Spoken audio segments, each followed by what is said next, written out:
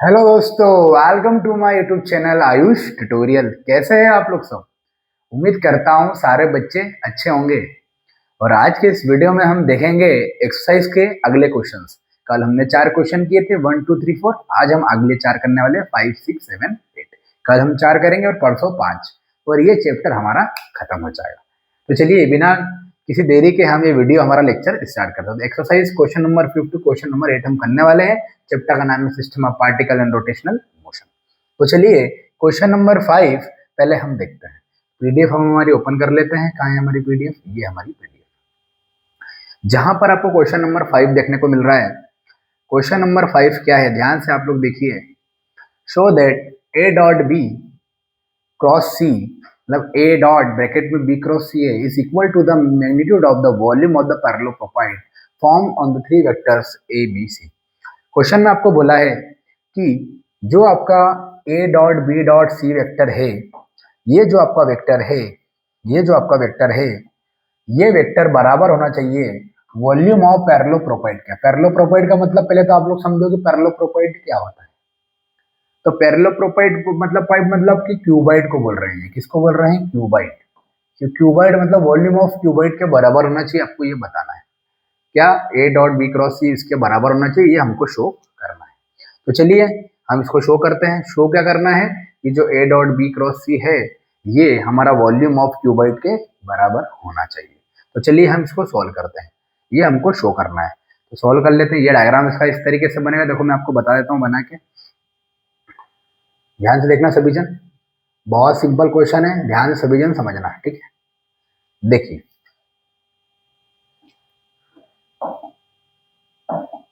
देखिए क्वेश्चन में क्या बोला है यहाँ पर।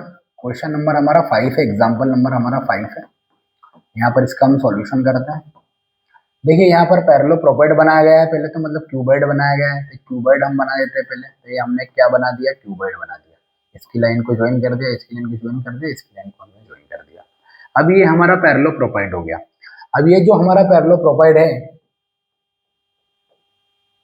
इसकी वैल्यू हमको फाइंड आउट करना है। तो यहाँ पर एक पोजीशन ये हो गया, एक पोजीशन ये हो गया, एक पोजीशन ये हो गया, एक ये पॉइंट्स है अपनी पोजीशंस है, ठीक है। ये सब क्या है? ये सब क्या है? ये सब पोजीशंस है। अब अगर हम बात करते हैं पैरेललोग्राम की बात करते हैं, मतलब क्यूबाइड की बात करते हैं, तो ये क्यूबाइड की हम अगर बात करते हैं, अगर हम एक क्यूबाइड की बात करते हैं, तो यहाँ पर हम सपोज करते हैं ये हमारा सी वेक्टर है, ये हमारा सी वेक्टर है, ये हमारा ए वेक्टर है, या इसको बी ले लो, ठीक है, इसको ले लो बी। तो ये हमारा पूरा बी वेक्टर है, ये हमारा सी वेक्टर है, और ये मान रहे हैं हम ए वेक्टर। इसको क्या मान रहे हैं? ए वेक्टर। तो अगर ये बी और सी है तो बी क्रॉस सी का आएगा, यहाँ पर आएगा। ये जो होगा हमारा, ये क्या होगा? बी क्रॉस सी होगा। अब क्वेश्चन में हमको शो करना है, क्या शो करना है? जो ए डॉट बी क्रॉस सी है वो बराबर होगा वॉल्यूम ऑफ क्यूबाइड के। ये हमको बोलना है, ये हमको शो करना है, ये हमको बताना है। तो ये अगर हमको शो करना है तो कितना सिंपल क्वेश्चन हो गया। देखिए कैसे सिंपल हो गया। हम इसको लेके चलते हैं और ये लेके आ जाएंगे। देखिए कैसे, ये हमको शो करना है कि ए हमारा वेक्टर यहाँ पर है, बी क्रॉस सी मतलब ये सी है इधर और ये बी है, तो इसका जो क्रॉस प्रोडक्ट निकलता है वो यहाँ निकलेगा, बी क्रॉस सी। तो ये जो बी क्रॉस सी है और जो ए डॉट प्रोडक्ट है, इसका वॉल्यूम ऑफ क्यूबाइड के बराबर होगा, ये हमको शो करना है। कैसे शो करेंगे? हम एलएचएस को लेंगे। एलएचएस एलएचएस को हमने पिक किया, जो कि हो जाएगा ए डॉट बी क्रॉस सी। यहाँ पर क्या हो जाएगा? ए, ए मतलब कितना हो रहा है हमारा यहाँ पर? ए हमारा यहाँ पर कितना हो रहा है? मान लेते हैं ये हाइट हो जाएगी हमारी, क्या हो जाएगी? हाइट हो जाएगी। और बी क्रॉस सी मतलब, ये बी क्रॉस सी मतलब ये पूरा एरिया की बात कर रहा है, ये पूरे एरिया की बात कर रहा है। तो ये बेस का एरिया आ जाएगा और ए हमारा हाइट हो जाएगा, तो ये हाइट ऑफ क्यूबाइड हो जाएगा, या पैरेललोग्राम बोल सकते हैं, जो हमको दिया था वहां पर, है ना, पैरेललोग्राम हो जाएगा वहां पर। और ये जो हमारा बी क्रॉस सी है, ये क्या हो जाएगा हमारा? ये जो हमारा हो जाएगा, या फिर हम इसको ऐसे भी कर सकते हैं, साइन थीटा के फॉर्म में इसको अपन तोड़ के लिख सकते हैं।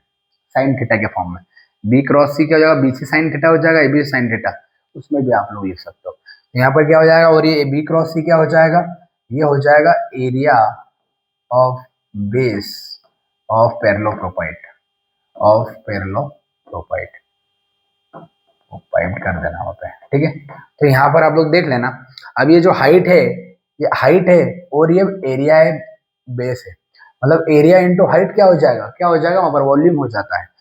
वॉल्यूम क्या होता है, वॉल्यूम होता है एरिया इंटू हाइट। तो ये हमारा बन जाएगा ए डॉट बी क्रॉस सी, क्या बन जाएगा, वॉल्यूम ऑफ, क्या बन जाएगा, वॉल्यूम ऑफ पैरेललोपाइड या फिर क्यूबाइड, या फिर क्यूबाइड। ये हमारा प्रूफ हो जाएगा। मतलब कुछ भी नहीं करना है, सिंपल हमने वेक्टर्स के फॉर्म को हमने इसको शुद्ध भाषा में वर्ड्स में लिख दिया है बस, और कुछ भी नहीं किया है। और डायग्राम आपको परफेक्टली बनाते आना चाहिए, आपका डायग्राम हो जाएगा।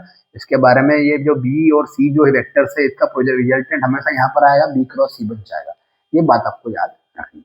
इसको नोट डाउन कर लो, और चाहो तो आप लोग स्क्रीनशॉट ले लो उसको, और चाहो तो आप लोग यहाँ से भी नोट डाउन कर सकते हो। ठीक है, ये हमारा है क्वेश्चन नंबर, वो एग्जाम एक्सरसाइज का क्वेश्चन नंबर 5, ये हमारा खत्म हो चुका है। ठीक है, इस पे का आपका स्क्रीनशॉट भी ले सकते हो डायग्राम का, जो मैंने डायग्राम बना सकते हो, और ये आप लोग इसके बारे में लिख सकते हो। ठीक है, ये हो जाएगा हमारा क्वेश्चन नंबर 5। देखिए आपको सिंपल वही area of base into height, ये एरिया हो गया, ये हमारा ए डॉट बी, मतलब घुमा फिरा के उसको वर्ड्स में वहाँ पर लिखा है, कुछ भी नहीं किया हम लोग, सिंपल चीज है। इसको एक बार आप लोग स्क्रीनशॉट लेके लिख लीजिए। 5वां क्वेश्चन हमारा फिनिश हो गया। अब 6, 7, 8 हमारा बचा हुआ है। ध्यान देना, 6 क्वेश्चन हम चालू कर रहे हैं। चलिए, तो एक्सरसाइज का क्वेश्चन नंबर 6 हम करते हैं। एक्सरसाइज का क्वेश्चन नंबर 6 हम करते हैं। ठीक है, तो ये है हमारा एक्सरसाइज का क्वेश्चन नंबर 6। इसको हम कैसे सॉल्व करेंगे, ध्यान समझना, बहुत ही सिंपल है। Find the components along x, y, z axis of the angular momentum L of a particle whose position vector is r and the component x, y, z।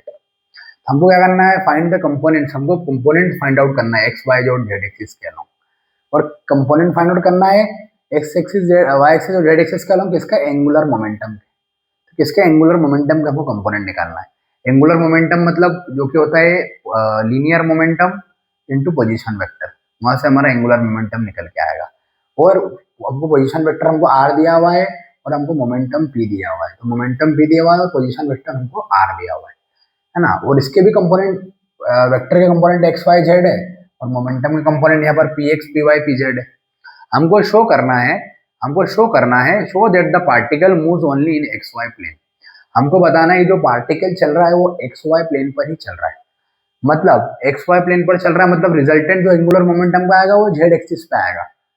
The angular momentum है only Z component, और angular momentum कहाँ आएगा, मैंने जैसे कि अभी आपको बोला कि आंसर एंगुलर मोमेंटम का जेड एक्सिस में आना चाहिए, मतलब के कंपोनेंट में हमारा आंसर आना चाहिए। तो ही हम बोल पाएंगे कि जो एल की वैल्यू अगर के फॉर्म में आंसर आखिरी में आ गई, इसका मतलब एंगुलर मोमेंटम है ओनली जेड कंपोनेंट। उसका मतलब क्या होगा कि एंगुलर मोमेंटम के पास वहां पर जेड कंपोनेंट होगा। आगे बात समझ में, तो हमको सॉल्यूशन करना है। ठीक है, तो हमको क्या करना है, यहाँ पर एल की वैल्यू निकालना है। एल की वैल्यू क्या होती है, आर क्रॉस पी। तो हमको आर क्रॉस पी निकालना है। आर क्रॉस पी आपने निकाल लिया तो एल निकल जाएगा, और अगर एल हमारा के फॉर्म में आ गया, मतलब कि हमारा पार्टिकल जो है वो एक्स वाई प्लेन पर मूव कर रहा है, बट उसका एंगुलर मोमेंटम वहां पर जेड एक्सिस पर होगा, जेड कंपोनेंट उसका होगा, मतलब के वेक्टर आएगा। के यूनिट वेक्टर किसको शो करता है, जेड कंपोनेंट को ही शो करता है। देखिए इसका हम आंसर सोल्व करते हैं, बहुत ही ज्यादा सिंपल है, इसको हम करते हैं सोल्व, देखते हैं। देखिए यहीं पर हम सोल्व कर लेते हैं इसको। हमको निकालना है l equal to r cross p होता है। आर हमारा पोजीशन वेक्टर हमको पता हुआ है, क्या होता है, x i plus Y j plus Z के, ये आर के कंपोनेंट हो गए। और पी के कंपोनेंट क्या दिया हुआ है हमको, पी के दिए हुए p x i plus p y j plus p z के, ये हमको दिया हुआ है। और हमको l equal to r cross p निकालना है। इसका मतलब हमको आई जे और के यहाँ पर डिटर्मिनेंट फाइंड करना पड़ेगा। क्रॉस आया मतलब डिटर्मिनेंट निकालना है, डॉट आया मतलब सीधा मल्टीप्लाई करना है। मैंने आपको पहले ही पिछली क्लास में बता चुका हूँ, अगर आपने नहीं देखे हो तो आप लोग जाके मेरे वीडियोस को देख सकते हो। मतलब क्रॉस आया सिंपल है ना, डिटर्मिनेंट निकालना है, और डॉट आया सिंपल हमको सीधे मल्टीप्लाई करना है। डिटर्मिनेंट कैसे निकालते हैं, आई जे के लिख देते हैं, इनके यहाँ पर जो भी वहाँ पर कॉफिशिएंट रहते हैं उनको लिख देते हैं एक्स वाई जेड। अच्छा, मोमेंटम का कॉफिशिएंट आर का तो लिख दिया मैंने एक्स वाई जेड, और मोमेंटम का क्या हो जाएगा, पी एक्स पी वाई और पी जेड। अब यहाँ पर हम क्या करेंगे, इसका इंटीग्रेशन करेंगे। क्या करेंगे, इंटीग्रेशन। पहले हमने आई लिया, ये लिया, इसको छुपा लिया, इसको छुपा लिया, इन दोनों का मल्टीप्लाई किया, माइनस इसका कर दिया मल्टीप्लाई करके। तो इन दोनों का मल्टीप्लाई करेगा तो कितना आ जाएगा, y p z, y p z, y p z, और माइनस क्या हो जाएगा, जेड, जेड पी वाई ना, ये हो जाएगा y p z minus z p y. अब जे के लिए निकालेंगे तो माइनस का जे, क्या हो जाएगा दोस्तों बताओ। सिर्फ 5 मिनट के क्वेश्चन और बचे, आगे के दोनों तीनों 5-10 मिनट में हो जाएंगे। ध्यान देखना सभी जन इधर, जेड हमने माइनस कर लिया, इसके करस्पॉन्डिंग साइड हमने एडिशन साइड में छुपा लिया। अब एक्स इंटू पी जेड हो जाएगा, एक्स इंटू पी जेड हो जाएगा minus x into P z minus Z into P x, Z into P x. अब क्या बचेगा, प्लस का के, प्लस का के क्या हो जाएगा भैया, इसका साइड छुपा लो वैल्यूज, ये छुपा लिया हमने। ये हो जाएगा x into p y minus, इसको छुपा लिया, एक्स इंटू पी वाई, अब हो जाएगा वाई माइनस, नहीं छुपाया हमने, एक्स इंटू पी वाई और y p x, y p x. ये हो गया हमारा। अब हमको क्या करना है, सोल्व करना है, सिंपल, कुछ भी नहीं करना है। तो ये क्या हो जाएगा यहाँ पर समझना, ये एज इट इज। देखिए यहाँ पर हमको एक बात समझना पड़ेगा कि अगर एंगुलर मोमेंटम यहाँ पर हमारा जेड एक कंपोनेंट के अलोंग यहाँ पर होगा, मतलब सिर्फ के वाला आंसर आएगा ये वाला, बाकी ये सब जीरो हो जाएगा। तो हमारा जो आंसर निकल के आएगा वो सिर्फ काय में निकल के आएगा, हमारा जो आंसर निकल के आएगा वो सिर्फ हमारा यही निकल के आएगा कि x p y minus y p x. बाकी सब क्या बन जाना है, बाकी सब जीरो बन जाना है। देखिए कैसे, देखिए बहुत सिंपल है। वहां पर क्या होता है, जब हमारा पार्टिकल एक्स वाई प्लेन पर लाई कर रहा है, पार्टिकल अगर एक्स वाई प्लेन पर लाई कर रहा है तो मतलब जेड की वैल्यू कितनी हो जाएगी, जीरो हो जाएगी। जेड की वैल्यू जीरो हो जाएगी और पी जेड की वैल्यू भी कितनी हो जाएगी, जीरो हो जाएगी, क्योंकि पोजीशन वहां पर वाई एक्सिस जेड कंपोनेंट पे है ही नहीं। अब जेड कंपोनेंट पे नहीं है तो वहां पर जेड की वैल्यू जीरो हो जानी, पी जेड की वैल्यू जीरो हो जानी। जहां भी जेड पी जेड है वहां पर जीरो रख दो। तो देखिए यहाँ पर हमने जेड को यहाँ पर जीरो रखा तो ये पूरा जीरो बन जाएगा। पी जेड की वैल्यू यहाँ जीरो रखी तो ये भी जीरो बन जाएगी, तो जीरो माइनस जीरो जीरो आ जाएगा, यहाँ पे जीरो का मल्टीप्लाई हो जाएगा।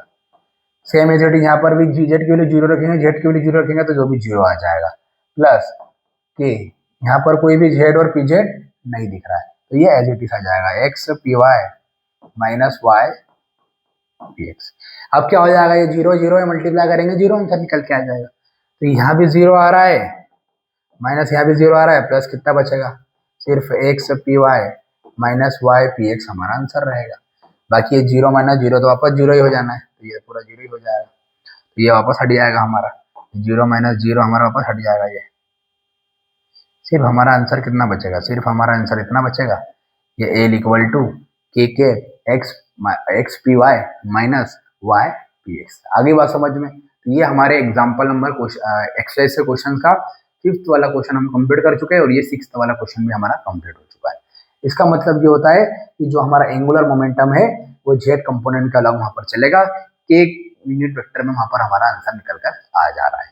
तो यहाँ पर इस तरीके का क्वेश्चन सॉल्व हो जाएगा, कुछ भी नहीं करा हमने, हमने सिर्फ डिटर्मिनेंट फाइंड आउट किया है एल क्रॉस, एल की वैल्यू हो जाएगी आर क्रॉस पी, आर हमारा पोजीशन वेक्टर होगा, पी हमारा एंगुलर मोमेंटम होगा। सभी बच्चों को समझ में आया, जितने बच्चे ऑनलाइन है उसने सबको समझ में आ रहा है, नहीं आ रहा है, आ रही है ना बात समझ में। अब अगला क्वेश्चन करते हैं मात्र 2 मिनट के अंदर, इसको नोट डाउन कर लो आप लोग।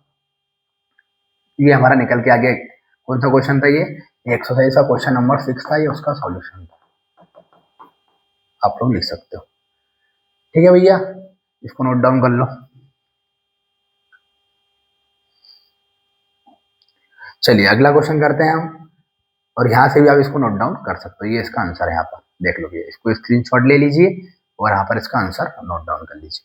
किसी कोई समस्या हो तो इस नंबर पर कॉन्टेक्ट करके पूछ सकता है। ठीक है, स्क्रीनशॉट ले लो इसका भैया। यहाँ पर देखो ये पूरी तरीके से यहाँ पर कंपोनेंट उसने लिख दिए, ये देखिए जेड और पी जेड की वैल्यू क्या ले ली उसने, जीरो ले ली, तो हमारे सिर्फ एल जेड वाले कंपोनेंट वहां पर बच जाएंगे जो कि जीरो के बराबर नहीं होगा। तो फॉर द ये इस टाइप का आंसर भी आप लोग लिख सकते हो, लिख लो इसको, स्क्रीनशॉट ले लो इसका।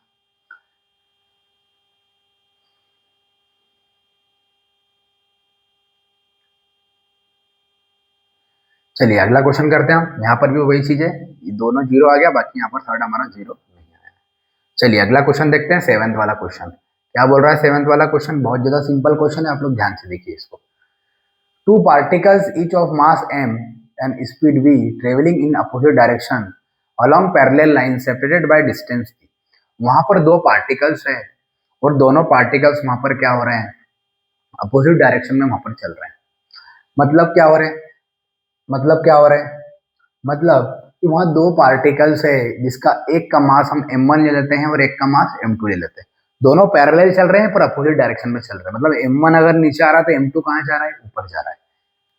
और वो बोल रहा है क्या करना, क्या क्वेश्चन में, show that the angular momentum vector of two particles, दोनों पार्टिकल्स के एंगुलर मोमेंटम, मतलब मास m1 से l1 मोमेंटम आएगा और मास m2 से l2 मोमेंटम आएगा। दोनों एंगुलर मोमेंटम को मिलाकर l1 प्लस l2 कर वहां पर two particle in system the same whatever be the point about which the angular momentum is taken.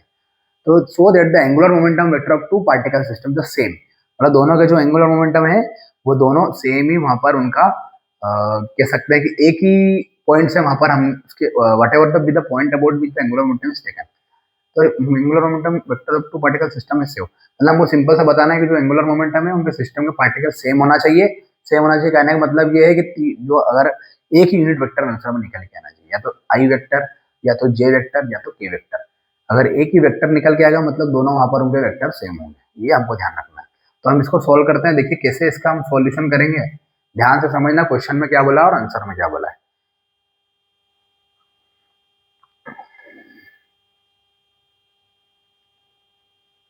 देखिए क्वेश्चन में क्या बोला है, ध्यान समझना। क्वेश्चन में क्या बोला है हमको, क्वेश्चन नंबर 7 है, ठीक है। जहां पर क्वेश्चन में हमको बोल दिया है ये हमारी y एक्सिस है और ये हमारी x एक्सिस है। जो m1 मास है हमारा वो नीचे की तरफ आ रहा है, नीचे की तरफ आ रहा है, और m2 जो हमारा मास है वो ऊपर की तरफ जा रहा है। दोनों मास अपोजिट डायरेक्शन में जा रहे हैं पर पैरेलल है। क्या है, दोनों पैरेलल है। तो यहाँ पर कोई एक मास है जो ऊपर की तरफ आ रहा है, तो यहाँ पर कोई मास है जो कि नीचे की तरफ आ रहा है। इसका जो एंगुलर मोमेंटम L1 होगा, इसका जो एंगुलर मोमेंटम L2 होगा, इन दोनों को मिलाना है हमको और वहां पर एक यूनिट वेक्टर आंसर में निकल कर आना चाहिए। तब हम कह सकते हैं कि वहां पर दोनों के जो एंगुलर मोमेंटम है सिस्टम के वो सेम होंगे। तो क्या करेंगे, हम कुछ नहीं करेंगे, ठीक है। यहाँ से इन दोनों के बीच का सेपरेशन हमको क्वेश्चन में d दे के रखा हुआ है। कितना दे के रखा हुआ है, d। और ये हमारा ओरिजिन है, यहाँ से लेके यहाँ तक हम डिस्टेंस मान लेते हैं x। तो इतना x है और इतना क्या है, d है। इतना x है और इतना क्या है, d है। तो ये हमारा x है और ये हमारा d है। सबको समझ में आ रही है बात। अब क्या हो रहा है, बात को समझना, हमको निकालना angular momentum L1 plus L2, total momentum हमको निकाल के देना है। अगर एक ही वेक्टर में आ जाता है मतलब दोनों का एंगुलर मोमेंटम का सिस्टम पार्टिकल सेम रहेगा। निकाल के देख लेते हैं। L1 कितना हो जाएगा, यहाँ पर R क्रॉस P1 हो जाता है, यहाँ पर R1 प्लस, ये हो जाएगा R2 क्रॉस P2, ये हो जाएगा। अब इसको हम सॉल्व कर लेते हैं। देखिए R1 मतलब पोजीशन P1 के लिए, तो पहला पॉइंट हमारा मास यहाँ पर है, इसकी डिस्टेंस क्या हो जाएगी भैया, x हो जाएगी। कितनी हो जाएगी, x हो जाएगी। तो ये तो हो जाएगा हमारा x, कितना हो जाएगा, ये x हो जाएगा R1 हमारा। तो पहले पार्टिकल के लिए हमारा डिस्टेंस कितना हो जाएगा, x हो जाएगा। और दूसरे पार्टिकल के लिए हमारे यहाँ से पोजीशन लेंगे तो x प्लस डी हो जाएगा। तो यहाँ पर दूसरे पार्टिकल की पोजीशन हो जाएगी x प्लस डी हो जाएगी। अब बात को समझना, ये जो हमारा पहला वाला मास है वो नीचे की तरफ आ रहा है, मतलब नेगेटिव कोऑर्डिनेट में आ रहा है, और सेकंड मास हमारा ऊपर जा रहा है तो पॉजिटिव। सेकंड की वैल्यू हम पॉजिटिव में लेंगे और पहले की वैल्यू काय में आ जाएगी, नेगेटिव में आ जाएगी। और P1 मोमेंटम क्या हो जाता है, मोमेंटम क्या हो जाता है, मास इंटू वेलोसिटी। क्या मोमेंटम हो जाएगा, मास इंटू वेलोसिटी वहां पर हो जाएगा, ठीक है। अब और ये मोमेंटम भी हमारा क्या हो जाएगा, मास इंटू वेलोसिटी हो जाएगा। तो ये भी मास इंटू वेलोसिटी और ये भी मास इंटू वेलोसिटी। सबको बात समझ में आ रही, नहीं समझ में आ रही। और एक बात और हम समझ लेते हैं यहाँ पर, एक बात और हम यहाँ पर समझ लेते हैं कि यहाँ पर I क्रॉस J का अगर हमको कॉन्सेप्ट लिखना है तो हम कैसे लिखेंगे। देखो यहाँ पर तो ये सीधा सा गणित दिख रहा है, ये कैंसिल हो जाएंगे। बट देखिए एक बात को आप थोड़ा समझना कि ये जो भी चीजें यहाँ पर मोशन हो रहा है, मासेस का M1 और M2 का जो मासेस का जो मोशन हो रहा है, ये देखिए दोनों यहाँ पर x और y कोऑर्डिनेट में है। x और y कोऑर्डिनेट में वहां पर z एक्सिस नहीं है। और x और y एक्सिस का मतलब x और y का मतलब क्या होता है, ये I क्रॉस J यहाँ पर आ जाएगा। क्या आ जाएगा यहाँ पर, ये कहाँ पर कर रहे हैं कोऑर्डिनेट, ये I, मतलब या फिर इसको अलग अलग करके भी हम लोग लिख सकते हैं। चलो अलग अलग करके लिख देना, आप लोग इसमें कंफ्यूज हो जाओगे। सीधा भी आप आई क्रॉस जे करके वहाँ पे के लिख सकते हो, ठीक है, करना चाहो तो। जैसे यहाँ पर हम अलग से करके दिखा देते हैं आपको, ना तो बोलेंगे भैया सर ने एकदम से कहाँ से लिख दिया। जैसे आर हमारा पोजीशन वेक्टर है ना, ये रहा, तो ये आई के उसमें एक्स डायरेक्शन में, तो इसको हमने ऐसा लिख दिया।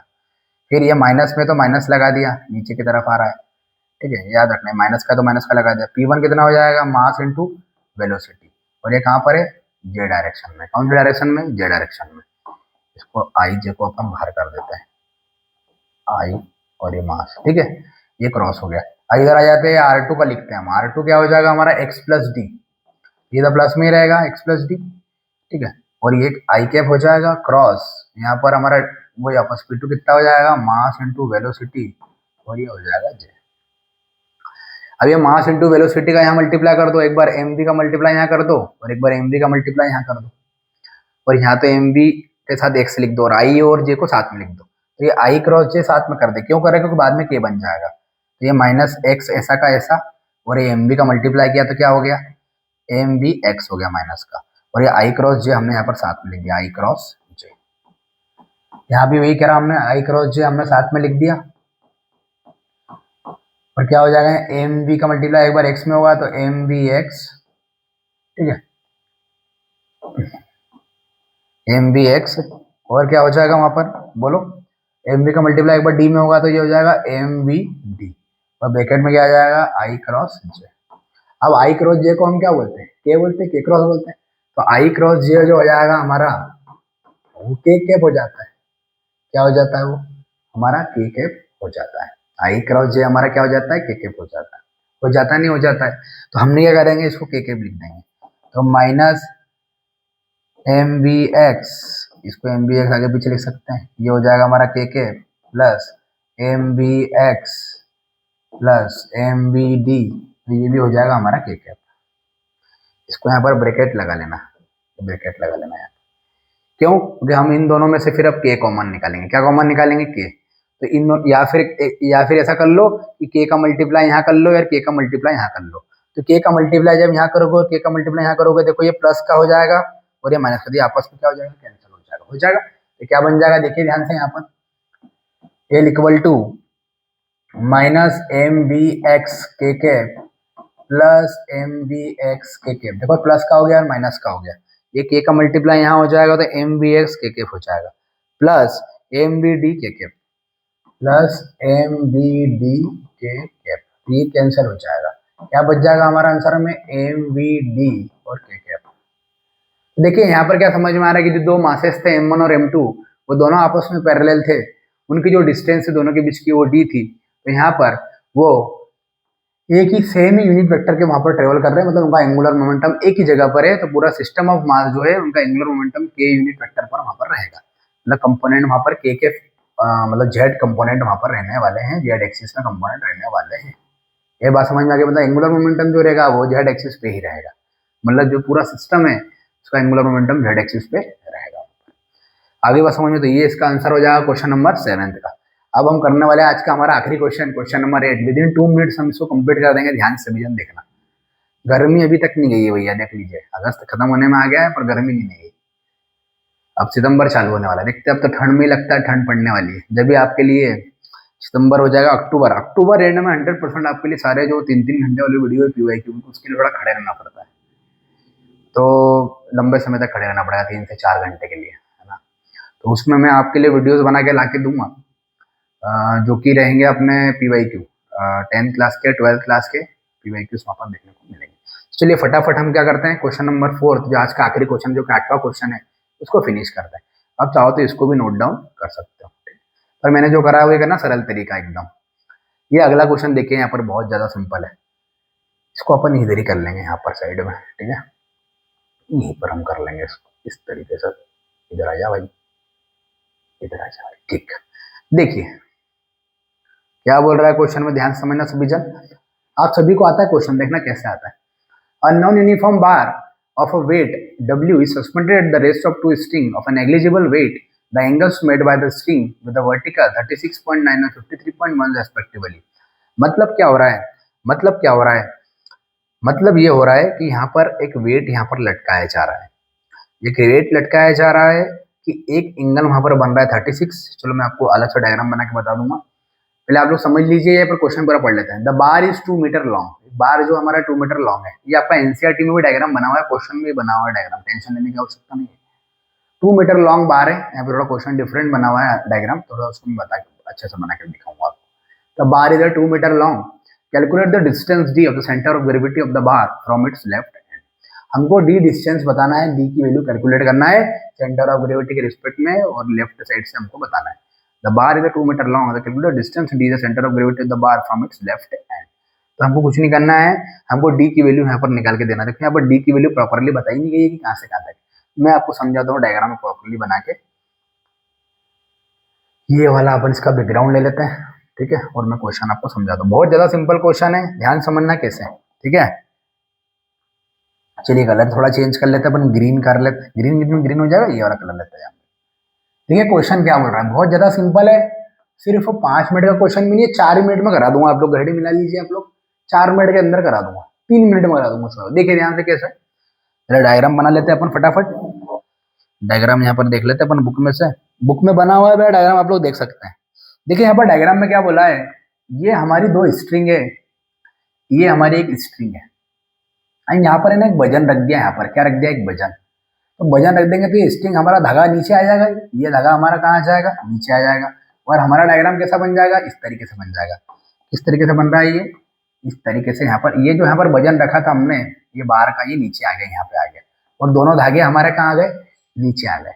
मतलब जैसे हमने यहाँ पर बार रखा है, बार हमारा नीचे आ गया, और धागे हमारे 2 ऐसे हो गए, और 2 एंगल बन गए। यहाँ पर थीटा एंगल बन गया, और यहाँ पर फाई एंगल बन गया। यहाँ पर जो थीटा एंगल बना वो कितना बना, वो बना 36.9। यहाँ पर जो थीटा एंगल बना वो बना, ध्यान समझ लेना, सिर्फ 1 मिनट का क्वेश्चन है, ज्यादा नहीं है। यहाँ पे बना 36.9 डिग्री बना, और यहाँ पर जो फाई एंगल बना वो कितना बना, 53.1। कितना बना, 53.1। 53.1 वहां पर फाई एंगल बना, और यहाँ पर थीटा एंगल बना 36.9। अब समझना क्वेश्चन में क्या बोला। क्वेश्चन में बोला है कि इन दोनों, यहाँ पर वेट फोर्स यहाँ पर रहा। वेट फोर्स कब रहा, जब यहाँ से यहाँ तक टोटल जो बार की डिस्टेंस थी वो 2 मीटर थी। ये टोटल अगर 2 मीटर है, और यहाँ से यहाँ तक डी ले रहा है, वो क्वेश्चन में दिया हुआ है हमको, ये 2 मीटर, ये डी, तो ये कितना हो जाएगा, ये 2 माइनस डी हो जाएगा यहाँ से यहाँ तक। तो यहाँ से यहाँ तक कितना हो जाएगा, यहाँ से यहाँ तक 2 माइनस डी हो जाएगा, और ये डी हो जाएगा। ये सब हम क्यों कर रहे हैं, क्योंकि यहाँ पर हमको सीधी सी बात है, ये हमने वेट यहाँ पर 2 मीटर का यहाँ पर बार है, वो हमने रखा है इसके ऊपर, स्ट्रिंग के ऊपर, तो ये कहीं ना कहीं बैलेंस वहाँ पर फोर्स लगाएगा। तो वहाँ पर 2 फोर्स हमने जो पिछली बार किए थे वही हमको लगाना है।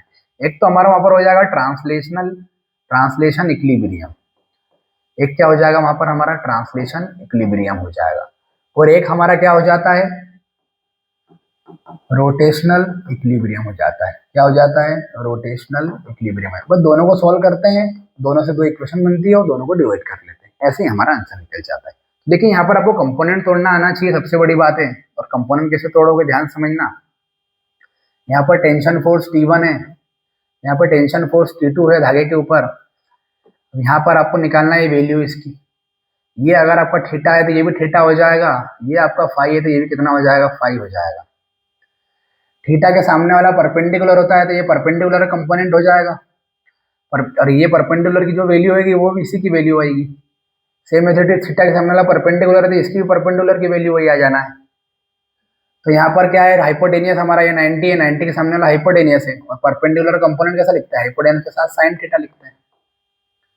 तो परपेंडिकुलर का हमको कंपोनेंट लिखना है, थीटा के सामने वाला परपेंडिकुलर है, इसकी वैल्यू लिखना है। तो हाइपोटेनियस कितना है हमारा, T1 है। कितना हाइपोटेनियस, T1 है। हाइपोटेनियस T1 है, मतलब कितना आ जाएगा वहां पर, हाइपोटेनियस T1 है, T1 साइन थीटा। इसकी वैल्यू होगा T1 साइन थीटा, तो इसकी भी कितनी हो जाएगी, T1 साइन थीटा। समझ में आ रही बात, समझ में आ रही। और इसकी वैल्यू कितनी हो जाएगी, एक बेस है हमारा, तो बेस का हो जाएगा T1 cos थीटा, इसकी वैल्यू हो गई T1 cos theta. Same as it is यहाँ पर भी इसकी वैल्यू कितनी हो जाएगी, और इसकी कितनी हो जाएगी, तो ये हो जाएगी T2 cos फाई, और ये हो जाएगी इसकी बेस की T1 cos फाई। ये कंपोनेंट तोड़ना आपको आना चाहिए, पहले मैं बता चुका हूँ। थीटा के सामने वाला परपेंडिकुलर होता है, तो परपेंडिकुलर कंपोनेंट याद रखना हमेशा हाइपोटेनस के साथ साइन थीटा आता है। और हाइपोटेनस हमने यहाँ पर क्या लिख दिया है, यहाँ पर हमारा T1 है, और यहाँ पर क्या है हमारा T2 है। तो उनके कंपोनेंट हाइपोटेनस यहाँ पर T1 है, तो T1 साइन थीटा हो गया परपेंडिकुलर, तो ये भी T1 साइन थीटा हो गया, पैरेलल है आपस में।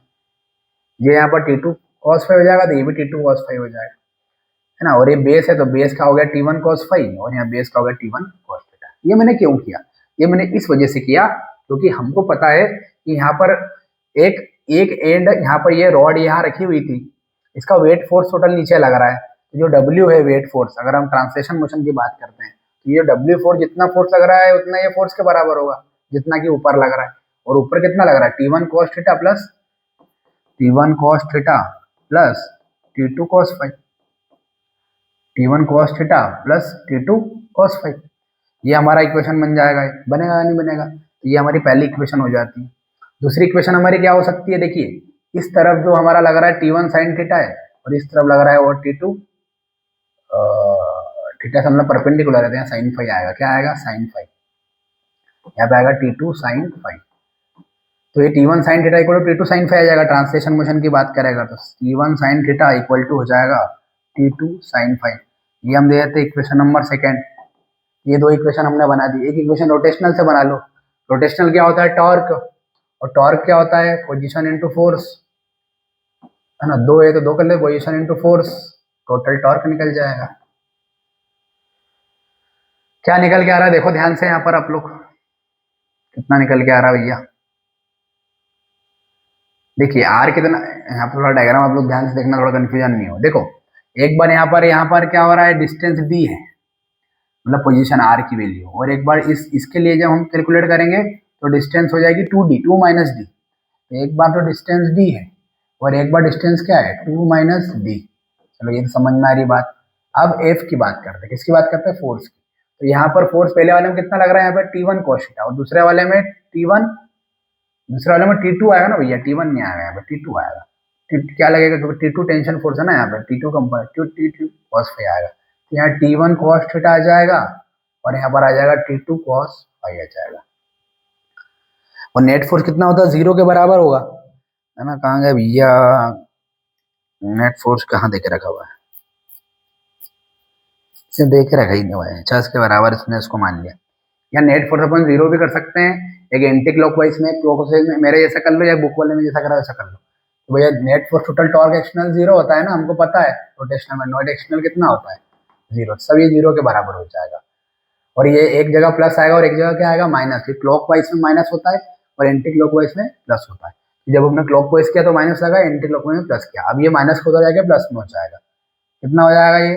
D T1 cos theta plus, plus नहीं है बराबर में हो जाएगा ना वो, ये माइनस को जाएगा प्लस में हो जाएगा। और ये ऐसा कैसा? बराबर 2 minus D T2 cos five. ये इक्वेशन नंबर थर्ड हो गई।